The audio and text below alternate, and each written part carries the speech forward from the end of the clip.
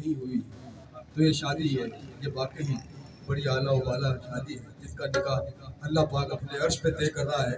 तो खुश क्यों ना होगा? सभी खुश है, सभी खुश है, हमारी खुदा ने अली के